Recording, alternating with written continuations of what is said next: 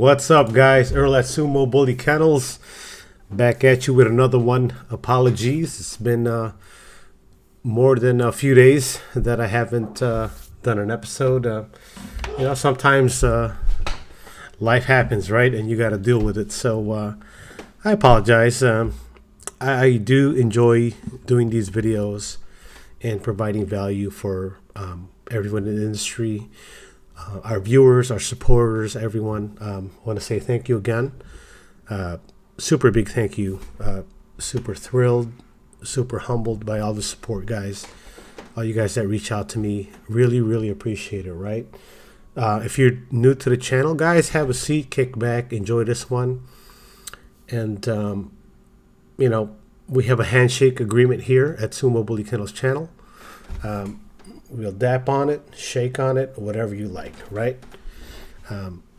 We are committed to providing you quality content, and all we ask is that you like and subscribe. It costs you nothing than a tap. However, that truly helps us in our vision and helps us address the topics in our industry that really matter to everyone and can be very beneficial as a person who is starting in this industry or intermediate or even as a seasoned person, if you care to listen, if you're willing to listen, right? Without further ado, guys, this is part 2 of the last episode, navigating in the American bully industry. This is part 2, right? So here we go. Where are we today? If you haven't already done so, watch the last episode so that you can get up to speed with the conversation. I'm not going to spend too much time on that, so I will jump right into it, right? Okay, so this is part 2 of navigating in the industry. What does navigating in the industry mean? It means if you're getting started, you're reaching out to camps, having a vision, trying to get started in your vision of maybe starting a kennel, whether that's 1 dog, 2 dogs, 5 dogs, 10 dogs. Whatever your capacity is and how you want to get started, absolutely nothing wrong with that, right? What you are now versus what you will become and embody your vision, it's neither here or there, to be honest with you, because ultimately you are in charge of bringing that vision into reality. So, okay. First thing I want to address on this episode is being careful, being aware. There's a lot of scammers out there, guys. And, I'm speaking relatively in terms of our industry because we're being specific towards our industry with dogs, especially in the American bully lane, americanbullyxl bullies. I remember when I first got my first bully, which is Genghis Khan. I was not a breeder, was not looking to be a breeder. There's a whole backstory to that if you've been following the episodes. However, we just wanted a great dog, healthy with great temperament, right? And during our search, I remember going online and finding like these pop-up landing pages and websites, not even a website, like a pop-up page, like a ClickFunnels page, where they would have all these puppies for like $1,500 plus $500 delivery. And at that time, I thought that was expensive. I'm like, wow, $1,500 for a dog, And, mind you, I come from adopting dogs and getting dogs that need to be rehomed, things like that. So I really didn't understand the industry to the capacity, the current marketplace, to the value, because I haven't spent the time to understand what the American bully industry is in terms of market value, financials, what things cost, how to navigate. So for me, I just wanted a good dog, and I happened to get a good one, thankfully. So hitting these landing pages, man, these pictures are amazing. Looking back at it now, they weren't showing the parents or the pedigree or anything like that. It was just a really good picture, high quality picture, cute puppy, a price tag, you know, try to reach out to them, they don't answer, and all the communications via text message. You can't really speak to a live person. You couldn't cross-verify on other platforms, to be honest. You know, the hook was that it's a $500 deposit, right? You drop $500 and it wasn't credit card. It was always like Zelle or cash, whatever it was. But it wasn't credit card where you can contest the transaction. And the balance of the puppy and the transport would arrive, right? So typically they say $500 for transport, or some of them are even like $2,000. The transport is free. It's crazy, right? Looking at it now, being deep in the game now and understanding what it is, I would have read something like that right now and laughed at it. I'm like, oh, this is a total scammer, right? And so, you know, a lot of these people are like, oh yeah, I got people going out your way, whatever, 2 days from now. Put your $500 down, and then you can pay how you like when they get there. It's insane. I'll tell you like this: if it sounds sketchy, trust your instinct, right? More likely than not, it is. If it's too good to be true, more likely than not, it is, unless you know the person, right? You know, for some of us, $500 may not be a lot. It may be a lot, right? But regardless, it never feels good to be scammed and, you know, be a sucker, right? No one wants to be that. It's not just a monetary loss, but it's also demoralizing, right? Like you allowed yourself to, you know, fall victim to something because you wanted something so bad. Pardon me. So anyhow, during that time, I was looking at different things. I was looking online, Craigslist, and there was this other one. I think it was like eBay classifieds, like pet Kijiji, pet something.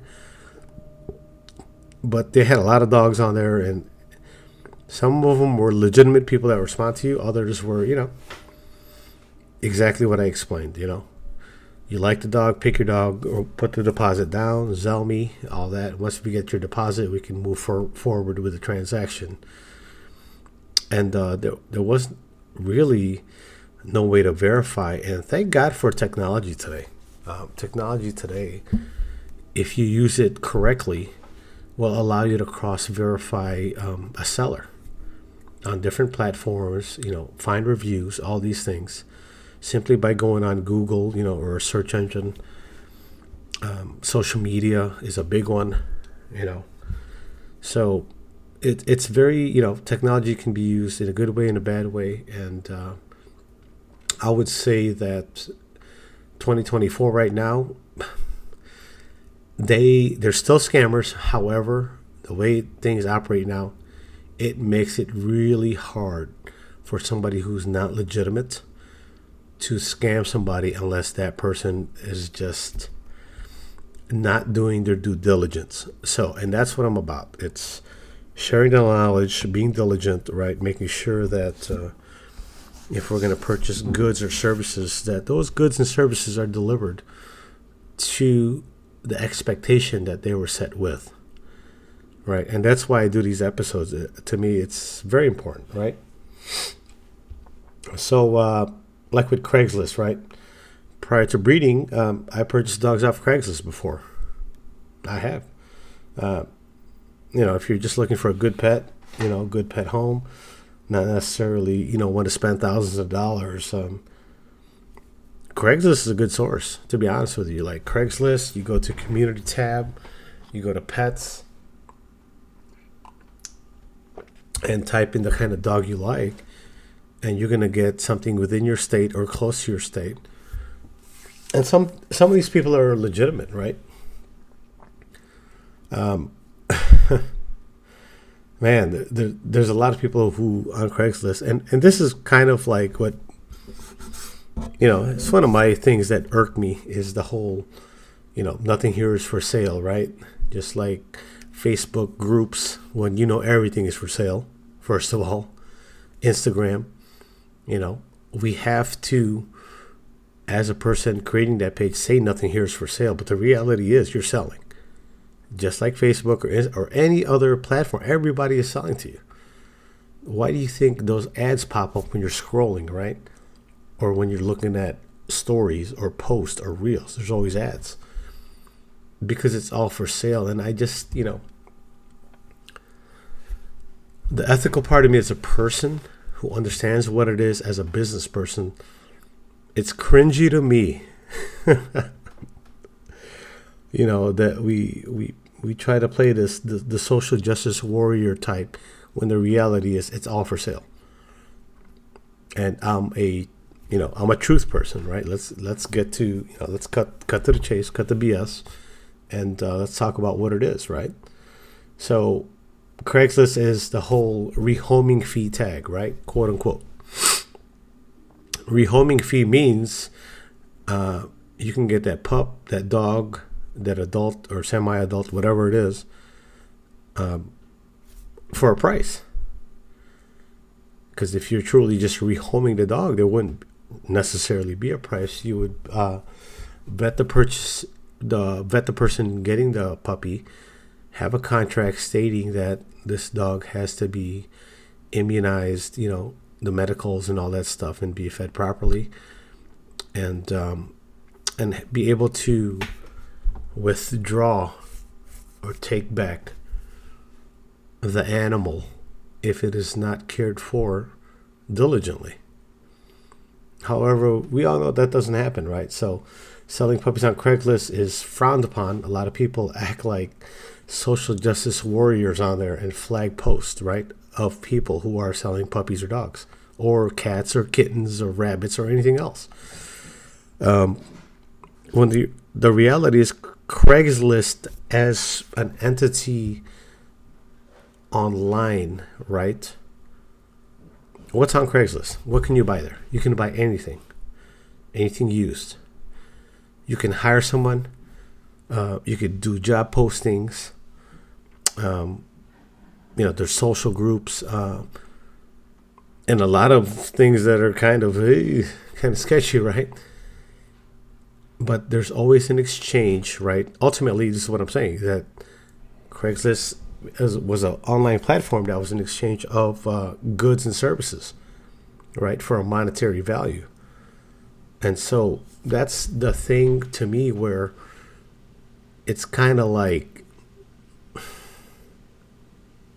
you're saying you're this, but you're really that. And that, to me, I know it's a different era now. So I kind of got to understand myself how to navigate an industry. This is why this is a big topic for me, guys, navigating an industry, right? Things like rehoming fee applies, small rehoming fee, things of this nature. Like anything else, I preach situational awareness all the time, guys. For me, meeting a stranger with cash money can be dangerous, right? I'm from Chicago, born and raised, where, things can go south. You can get carjacked here in the daytime. So, there's a lot of dangerous things that can happen. And ultimately, for example, as a family man, as a husband, as a father, as a person with dogs, my goal is to get about my day and get home safely to my family and not get wrapped up with whatever's going on, because there are things you can avoid. And absolutely, sometimes there's things you can't avoid, right? Which is a whole nother topic that I will not get into currently right now. But, if you are going to do this, let's say, make sure you meet in the daytime and somewhere public, right? The fire department, police station, somewhere where there's safety involved, for yourself, The last thing you're going to do is want to be in a situation where things don't go well for you and you put yourself in harm's way physically, money-wise, to be honest, in the hierarchy of things, right? Let's say you rob me, you take my car or whatever else, cool.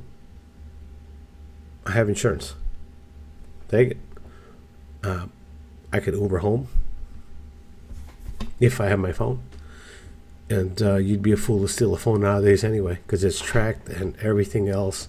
It's locked and everything else, right?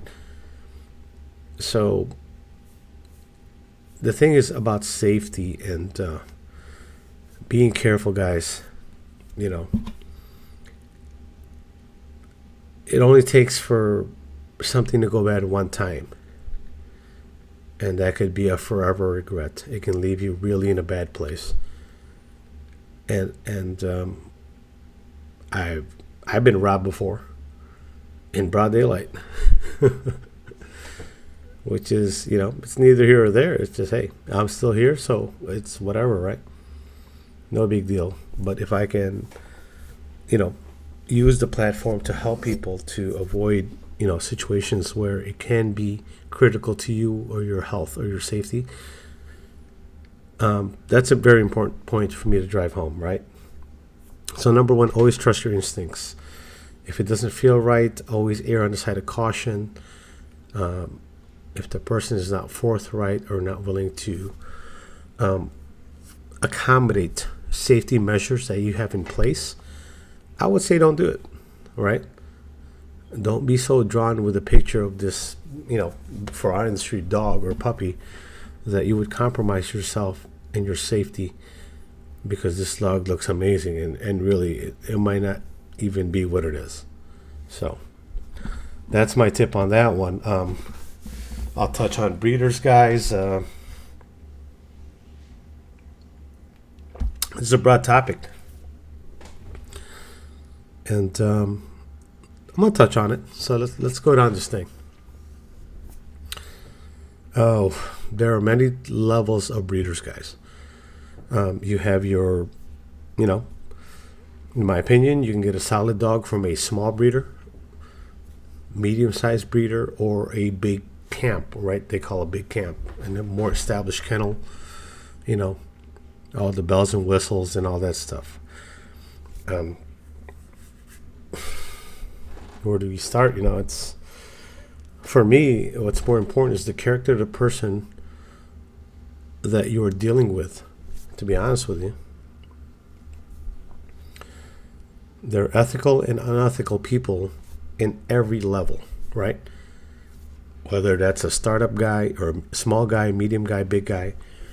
Ethicality is not a level of where you're at or where your camp's at. Ethicality is the character of the person. And so, you know, for me, regardless of your status in the industry, you know, that's just one point. However, I care more for the ethicality of the person I'm dealing with. That's just me, you know. And maybe you disagree. Maybe you don't. Maybe you learn something. That's the whole purpose of sharing the information, guys, right? I would say don't allow yourself to be blinded by the hype, right? Because someone has a big page or a big following. I know people with 50,000, 100,000 followers that struggle selling dogs, right? They'll never admit it. You know, for you guys who are listening to this who are in the industry, you know what I'm talking about, right? Inflated pages, paid for followers and all that, and you look at their page like, wow, what a page, what a person, what a kennel, what a camp. You know, they got a gabillion followers, and you know, they're basically struggling selling dogs. And no one says it, no one will admit it, but people who are in the industry know it. That's the truth, right? That's the truth. I'm not going to say what camp that is or what kennel, because that's not what our platform is here for. So don't get blinded by the bling and the smoke and mirrors and all that. Just because, you know, what you see is not always what the reality of what the situation is. You know, you might see somebody with some fire dogs, right? Amazing dogs, amazing pedigrees, and you'd be surprised how they live. You'd be surprised of how they run their kennel. You'd be surprised of what their situation in life is. This is exactly what I'm talking about, and that comes from life management, life skills. You know, The kennel thing is, as Sumo Bully Kennels, is something that we're passionate about. I don't support my family off Sumo Bully Kennels, guys.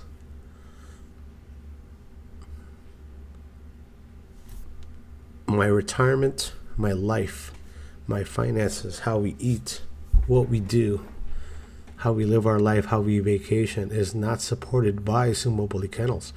Sumo Bully Kennels is our vision, is something we like to do. We love these dogs. If you took it away from me right now, what would change? I'll be honest with you. Well, I'd have to pick up less shit in a day. I would still have dogs. And I wouldn't be out money or up money, right? More than what I currently am. Because I didn't start this kennel and vision to depend my whole family on it. This is a passion project for me. And so for us, it's, showing our truths, sharing our truths and our realities. We're growing it. It's becoming awesome and fantastic. I'll admit that. Right? But I never wanted to be where the whole thing is like, oh my gosh, if I don't sell my dog food or my business plan or my dog, then I'm starving and my family, No, man, that's not what we got into this for. I'm 48 years old. I'm 10 years out from retirement. I didn't do this for that. I do this because I love this, and I love the people I have met on here. And sharing this information really is, to my contribution to the community, my contribution to anyone who is doing it, who wants to do it, who's maybe, kind of doing it, because I believe in it.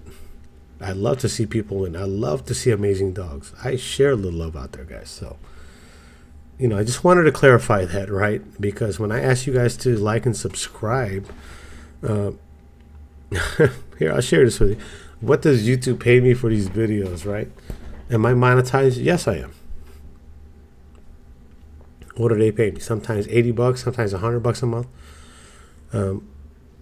It's not significant for me to take time out of my day, edit these videos, come up with these topics that you guys ask me on the side, and spend hours behind a computer creating episodes to bring value to you guys. For the amount of videos I drop a month for $100, come on, man.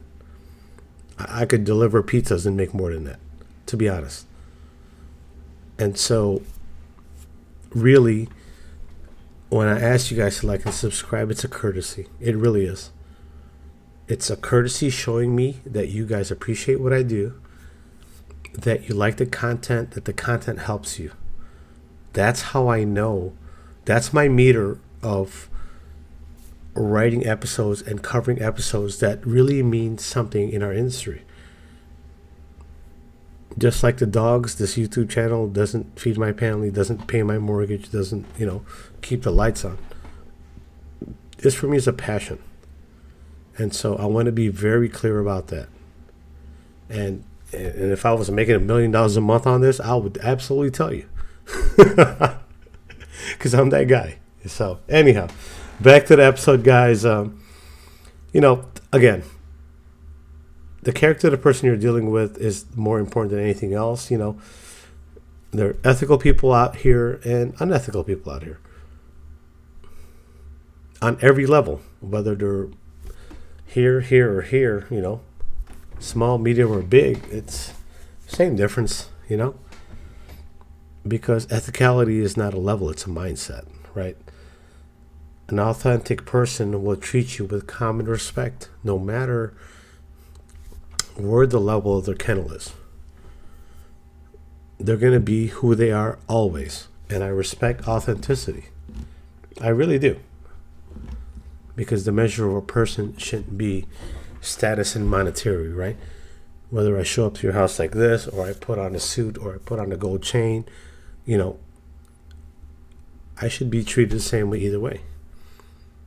So, regardless of where you stand, We have already, or will eventually, if you haven't already, you will eventually reach out to other people that bring genetic material into your yard. That's the truth of it. You're a startup, you're small, you're a medium, you're large, you're still going to reach out to someone. All right? Whether you're purchasing a pup, a stud fee, an adult, regardless of the circumstance, guys. Here's one thing you need to know. It's necessary to collaborate in our industry. Like I said in my last episode, no man is an island, right? You don't stand alone in this thing. And so you could be the McDonald's of this industry, right? You got a chapter in every state, around every block. You're still going to reach out. You're still going to get something for somebody else. And if not, you're going to get left behind. Because the beauty of our industry is there's so much innovation. There's so much amazing people here, so many amazing kennels that I'm a fan of, so many great people that I've talked to with amazing dogs, that if you think you're just going to sit by yourself, stand alone, you are sadly mistaken. And even the biggest camps you can name out there outsource and bring in dogs, whether they're imports or local. They purchase dogs for the purpose of furthering the program, right? And if you follow the industry, you know exactly what I'm talking about. And again, my platform is not to talk about certain camps. It's not what I'm here for. I'm not here to trash or glorify anybody, for that matter. I'm here to dispel the truth for anybody getting into this. I'm giving the information or the game that I wasn't given. So, the sooner you realize that, the better off you are, right? Even experienced breeders that I admire and look up to, man, they make acquisitions from other kennels. Because collaboratively together, we raise the standard of the breed, right? And my platform is, to help the breed is to help the people that's involved in the breed. That's my cause. That's why I do it, right? It's just part of the game, guys, to be honest, right? So some key takeaways for you guys who are watching this part 2. Present yourself ethically, right? Be truthful with your intentions. Because we all have an intention. You reach out to me, you want something from me. I reach out to you, I want something from you, right? There's going to be an exchange that happens. And that exchange is super necessary because we all need each other and we all need something from each other. It's how we go about that makes the biggest difference, right? Respect the way people operate. So for me, there's certain dogs I like and certain dogs that don't necessarily catch my eye. I'm not going to sit here and trash any dog or any camp or any kennel or any person. If we're not in alignment with how we work and we don't jibe, that's cool. We don't have to. No one says we had to anyway, right? However, if we do, then we do, and it works. And we can work, and then you can understand me as a person, I can understand you as a person. Because ultimately, a kennel is the mind behind that kennel is the person. On the flip side of that coin is being careful, guys. I would advise you to protect yourself at all times. Not just in this industry, in life. You have to protect yourself at all times. You have to put yourself, your family, whatever your cause and your agenda is, you have to preserve that, right? So don't be easily, impressed or swayed by a person's stature or position in industry. Because oftentimes when you do that and glorify a person, they'll take advantage of you. They will. That's the position of power. That's what, historically speaking, right?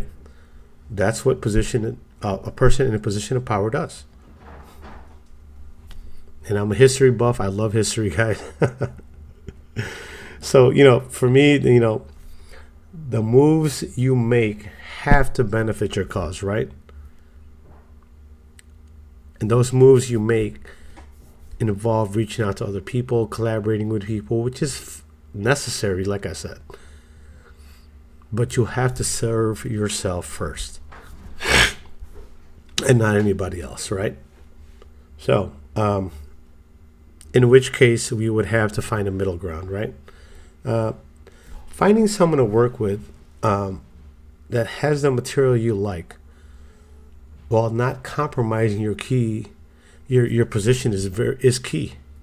You know, I said in last episode, multiple episodes, man. You might like the dog and not the person. You might like the person and not the dog. It's neither right or wrong, guys. It's cool when you like the dog and you also like the person. That's when it's like, genuinely, it's an easy transaction. You both walk away feeling good, feeling warm, and knowing that this is not the last time we work together, right? This is simply the beginning, because together we can do great things. It's the reality of it. But until you find people who are in alignment with your personality, with your core ethical values, your moral fiber, you can disappoint yourself. That's why I have no expectation of anyone I reach out to. I will be who I am authentically, right? If you don't like the way I operate or the way I speak to you, respectfully, cool. You don't have to. I'm a respectful person. I'm going to tell you what I want, and you're going to tell me what your value is, and I will agree or disagree with it. All good, all right? For me, it's not personal. This is, look, everyone can dance around this and talk about how they want to better the breed. This is a business. Make no mistake about it. Otherwise, why so many people jumping in? Right? So let's not, I'm not a social justice warrior, guys. Never proclaimed to be and probably never will be, right? I'm an ethical person. A straightforward person that cares. That's who I am. So, if you're a buyer, it's finding an ethical seller who can best serve your vision. That is key, guys. You like something, and if I like something, I want to know, okay, who has it? 3 people have it? Cool. Let me talk to these 3 people. I'm going to have my top pick, my second pick, and my third pick. Top pick is my first choice. However, that person's hard to work with. I like the dog, not the person behind the leash. Option 2, second pick, person's okay. Option 3, I like the person, not the dog. Right? What do you go with? That's where you, as your CEO, as the person that has a vision for your thing, you really got to make a hard line choice there, right? Of what's better for you in the long run. You can't just play checkers. You got to play chess. It's not the choice you make right now. I'm sorry. It's the choice you make right now that affects your choice four choices down later. And that's what I mean by having a business plan and having it all laid out, so that you have your options. And if route A doesn't work, you go with route B. Route B takes you down a different path. And really having a clear, thought out vision is essential to your success, right? So I'll flip that around. If you're a seller, it's providing a product that will help your buyer grow, right? Help them serve your buyer, guys. That's the only way successful sales are made, right?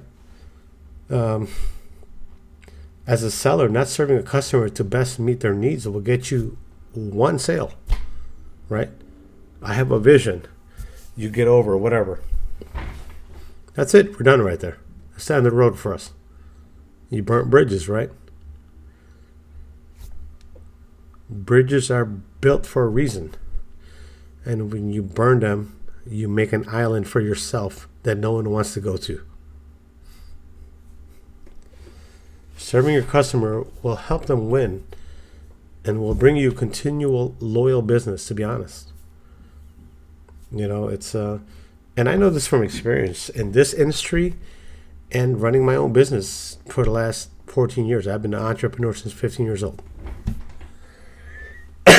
So, for example, guys, you guys know I got 10 dogs on my yard, right? I had a vision, and when I started, I did not disclose that vision to everyone I dealt with. That is my business plan. That's my prerogative, right? For all they know, I just wanted one puppy. Who am I in the industry at that time? Nobody.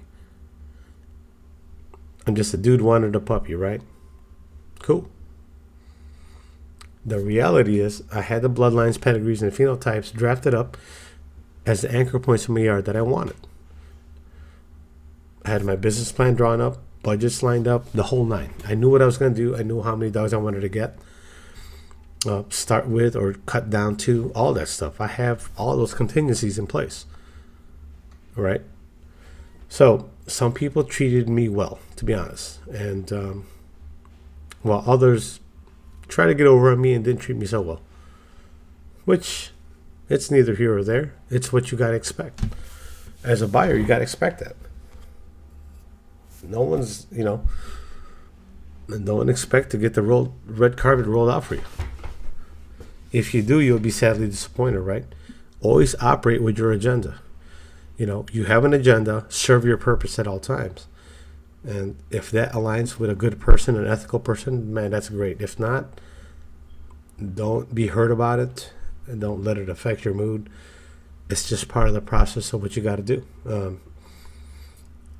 Again, I'm not here to bash anyone, first and foremost. All I can say is that people who understood my character and respected my position back then truly benefited financially from decisions I made. Make no mistake about it, guys. There's the cost of admission to get into anything, right? And what do I mean by that? That means I bought one puppy, ended up buying two puppies. I bought two puppies, ended up buying four puppies. I bought this, I ended up getting a stud fee. I paid you for a transport. I paid you for this. There's so many things, right? But my cost of admission to understand who you are when you cross me, or your buyer, you burn that bridge. You just limited yourself now, right? That's what I'm trying to say. The difference is, I guess, like, everything I want to cost money. And if you're watching this video and you're trying to get started, what you're trying to do costs money. It costs time, money, space, commitment, planning, and so much more in order for you to really embody your vision the way you want to, right? It's one thing to speak about it. It's another thing to actually put it down and execute. So, for me, the difference is, who am I going to spend my money with, right? And I choose to spend money with those who respect and support my cause. Why wouldn't I? If you understand what I'm trying to do and you want me to win, and you're giving me all the support and the tools to win, of course there's a monetary exchange. However, there's also that moral support, the guidance, all these things, right? To help me navigate, to help me, avoid some pitfalls. That's exactly the person I'm going to rock with, right? Because they want to see me win. I'm trying to win. And then I got somebody who I'm dealing with that wants to see me win. I'm more inclined to spend my money with you that way. Because you understand that a person with my kind of mindset has a different vision and a different commitment in life, right? And I choose to spend my money with those kind of people. So, because the reality is, when I win, anyone who helped me will win. It's a trickle-down effect, to be honest. I may buy more with you. I may spend more with you. I might double down with you. There's a lot of things that can happen, guys. You may want something from me, and now since you helped me, cool.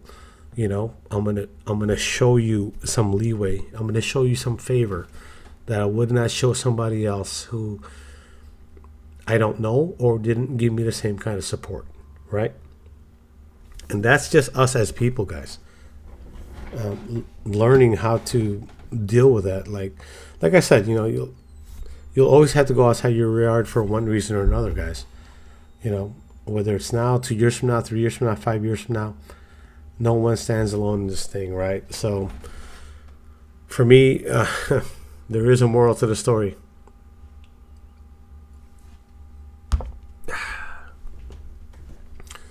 Treat people with courtesy and respect. A good buyer will do their research and understand the current value of the industry in the marketplace. And just because that person doesn't express what they understand doesn't mean they don't know, right? I'm a person who doesn't disclose information. I'll let you talk your way in or talk your way out. Show me who you are and I'll show you who I am. That's how I operate. On the flip side of that, a good seller will serve the purpose of the buyer and build strong relationships.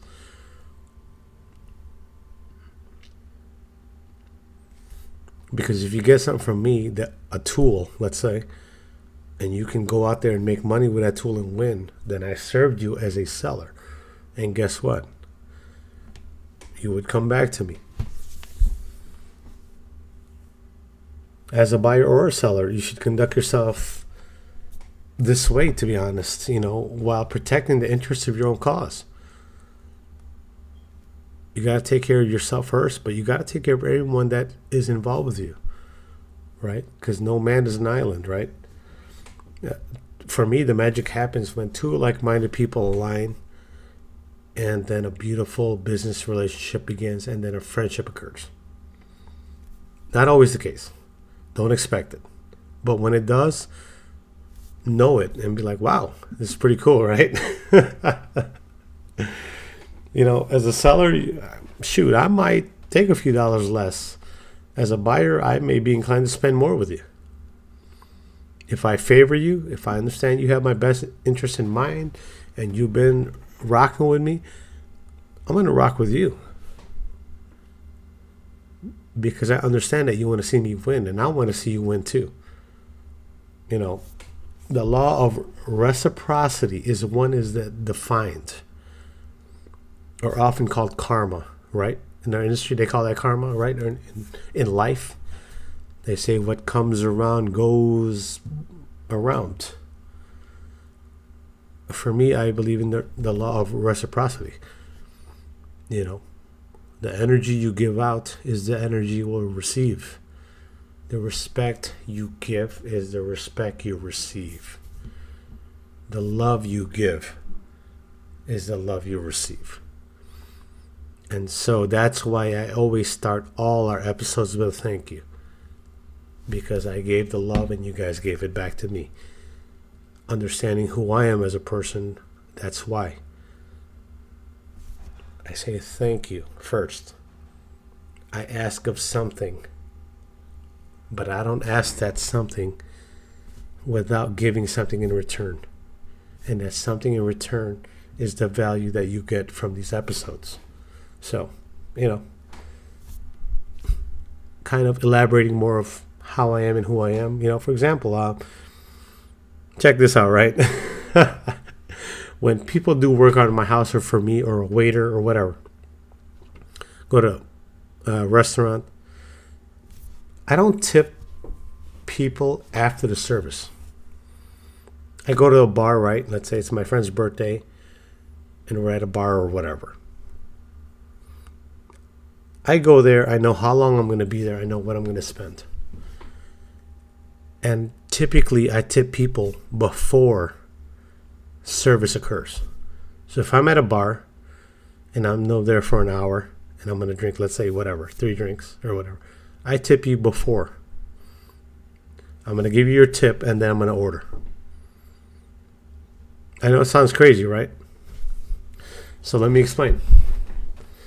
When a service person comes to do work in your home, oftentimes they may or may not get tip, right? Unlike a restaurant where they know they're going to get some kind of tip. You know, I'm talking about a service person, cleaning service, carpentry, electrician, plumber, whatever, landscaper, the level, okay, so the level of work that they do can go one of two ways. Number one, they do enough to meet the standard, right, to get the job done, unless otherwise motivated, right? And what is motivation? It's a tip. Also, the type of person who will give you extras, right? So let's say they did enough and you're happy with the job and you tip them, then all of a sudden like, oh, hey, you want me to take care of that for you, take care of that for you? You're like, yeah, I would appreciate that. That's one mindset type of person, right? And I've dealt with those kind of people. This is why I tip first before I pay. The second type of person, right, is a person that just freaking shows up, right? They go, they do the work phenomenally. That's who they are. That's what they do. They didn't do it for your damn tip. That's their work, their ethics, their work ethic is a reflection of the end product that they provided. And therefore, they will not compromise that for anything or anyone, right? This is a person, when you try to give them a tip, they're like, no, it's okay. You're good, right? Eventually, like, no, please take it. I appreciate you, right? And they take the tip anyway. However, right, keep this in mind. This is what they do every day. They didn't do that level of service for an incentive. They did that because they're committed to what they do. That level of commitment to excellence, commitment to self is the essence of this person, right? So it's so translating that in our industry, who do you want to work with, right? Ask yourself these questions when you deal with someone. We all have to serve a purpose, right? But choosing the right people to do business with is key to your success, to be honest. I'm going to summarize this one, guys, because we're starting to get long on this episode, that navigating in our industry can be very tricky, or any industry at that. People have agendas, which is normal. It's acceptable. Don't fall victim to popularity contests and smoking mirrors and blings and all that. Don't be impressed by that. The dogs are impressive in themselves. Listen to what the other person is saying. Things like, man, I've never seen a pup like this. Wow. Really? You've never seen a pup like this? Really, bro? So in all these pups we've seen, this is the only pup that's just like, this pup got 5 legs and it's I guess it's kind of my thing. That's like one of the cringiest things I hear. Man, I've never seen so much bone on a pup. Dude, the pup is 4 weeks old. Our breed grows for 3 years. Stop it. Now, however, don't get me wrong, there are some exceptions. There's some freaks out there, right? But 95% of the time, the dogs are in line to what the phenotype and the genotype of what the pedigree is. And so when I hear that stuff, it's cringy to me, guys, or like things like, oh, if you miss this one, bro, like, really? There won't be another one, a better one? How about this, guys? Look at the bone on this pup. Stop it. Yeah. I'm probably laughing about myself, but for those of you guys who have heard this before are laughing with me, right? Come on, bro. Cut it out. What a pup is at 4, 6, 8 weeks old is nothing compared to what they will be in 2.5, 3 years. you know what? I'll praise you in 3 years when that dog is fully developed. I'll sing your praises then. But come on, stop that. Because the truth is, like, everyone posts their pups like, look how no one ever says like, oh my god, look how small this pup is, look how snouty he is, look how leggy this pup is, right? Who says that? Nobody, right? Everyone says this pup is, oh my god, this dog came out of the mom and it's a full grown dog already, it's 100 pounds.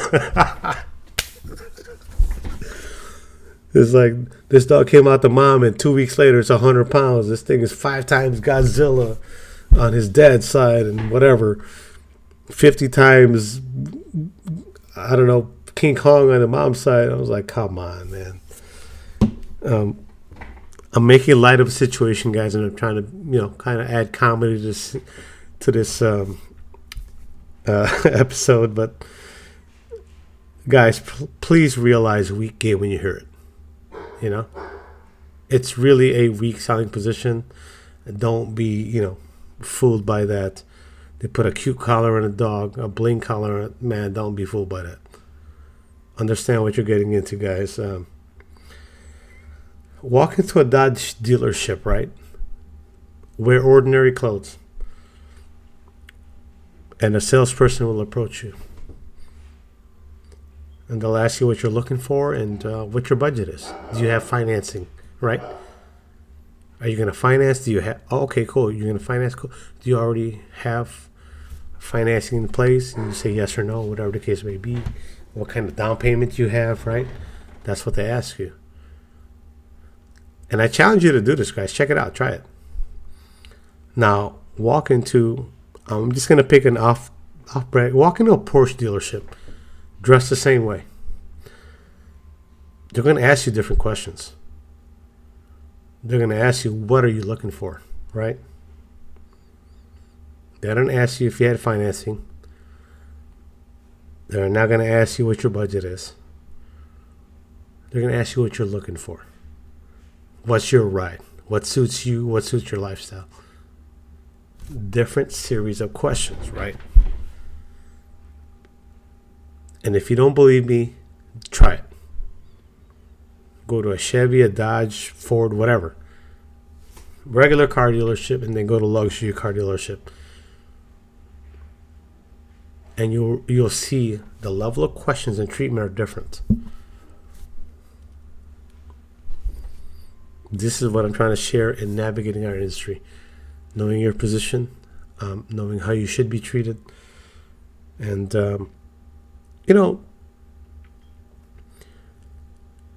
I've been treated both ways. I've been treated like I walked in a Dodge dealership industry, and I've also been treated like I walked into a Porsche dealership in the industry. Neither times that I walk into those dealerships did I say how much money I had. What my, it's like, ask me first. Ask me what, I never walked in there like, I'll buy your first pick. I'll buy the mom too. Like, no. I walked in there. I said, cool. I'm interested. I like what this is. This might suit my vision.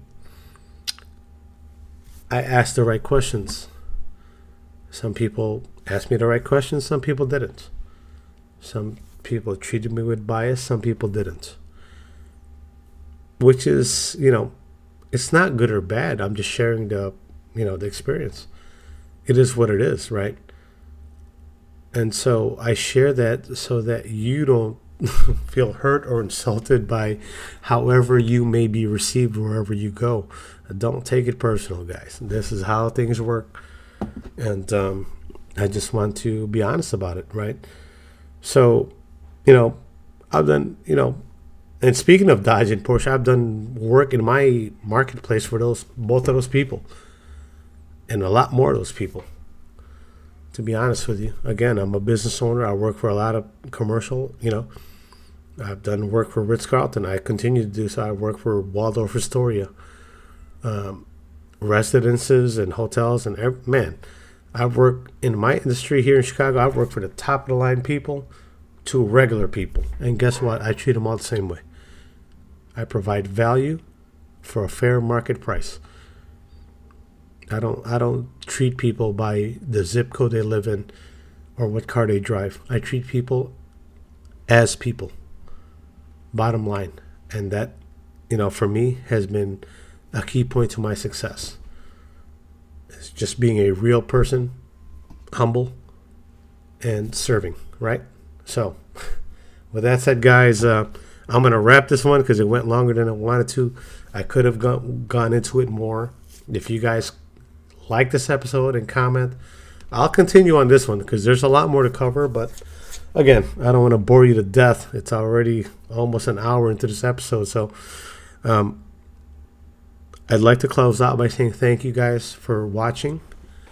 Truly appreciate it. If you haven't already done so, man, boom, boom, boom. You already know. I don't want to have to say it, but it's certainly appreciated, right? So again, Earl at Mobil Kennels, checking out, guys. It's a late one, but a good one. So enjoy the rest of your week, and I'm looking to drop an episode this weekend and get caught up on things. I miss dropping the episodes. I miss the comments. I miss all you guys that always comment. My man Kevin Love, Daniel, the old person, along with all you guys that always like and tap in. I really, really appreciate it, guys, and fills my heart when you guys comment and send me messages, right? So take care. Have a great week. Happy post-Easter if you celebrate. And I'll catch you guys on the next one.